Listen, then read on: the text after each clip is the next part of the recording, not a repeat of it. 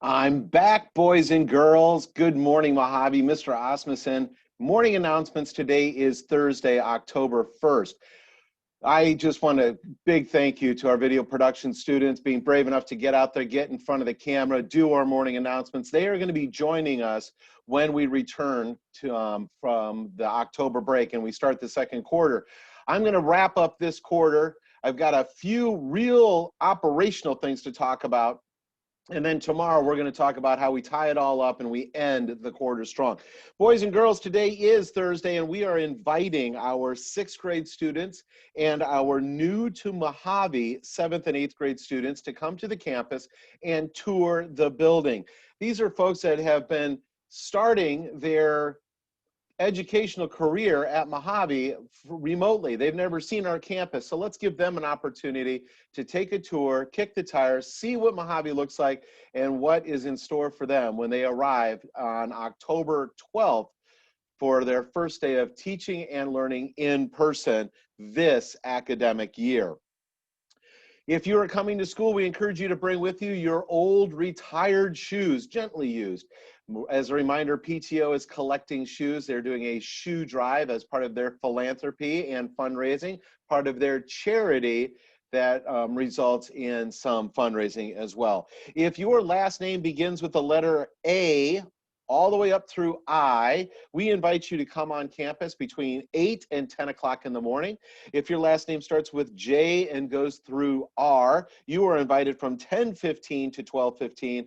And if your last name is S through Z, we invite you from 12:30 until 2:30. Student government is on campus. They're going to take you on a 20-minute tour. They will meet you at the front of the building at the front gate. We'll get you into a group of about 10 students. Make sure that your face covering is on. That is a requirement. Make sure it covers the nose and the mouth. Does not, no valves, no bandanas, and no gaiters, okay? We want to make sure that we're using the best type of face covering, and that's the type that covers our mouth and our nose, hooks over, or mine now actually go all the way around my head. All right. Today and tomorrow are fully asynchronistic days.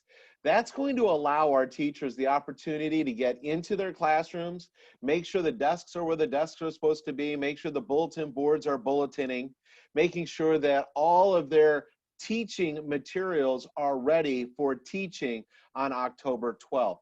So today, boys and girls, you log into each and every one of your classes. You go into the Google Classroom, you check out the stream, you read what the instructions are left by your teacher, and then you complete that work. And today, almost all, if not all, of our classrooms are going to be asking you to write a reflection and to submit that reflection. That's going to be your attendance. So what are you reflecting on? How did quarter one go? What was good? What worked well? Where did you meet success? Where were the hiccups? Where were the roadblocks? Where were the challenges that perhaps if you give it a little bit of time, thought, energy, that next quarter, those challenges can become your successes. And as we think about what our successes are, what made them the success? What were your behaviors? Did you use an agenda book? Did you make sure that you studied a little bit every day up until that quiz rather than trying to cram it all in the night before? What were the things that you were doing that helped you be a successful student?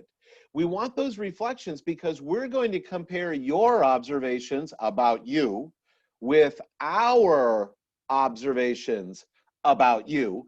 And then when we get to October 22nd and 23rd, we may be able to engage in a parent-teacher conference. We have days specifically set aside for conferencing with moms and dads, grandmas and grandpas, aunts and uncles, and their students. It's really about you, boys and girls. So when you write those reflections today, make sure that you are open, you are honest, and you are direct with yourself, because that's how we grow when we look back and we reflect on all of the great things that we've done, and we reflect on the things that we could do just a little bit better to make us a little bit greater. Do a good job with that today, boys and girls. All right, as we are preparing the building for the second quarter. We're having those tours today. The building is clean. We've got furniture moved aside. We have lines painted. We've got hand washing stations where you can get a little of the goosh and get that all cleaned up and make sure that you are virus free and you are staying safe.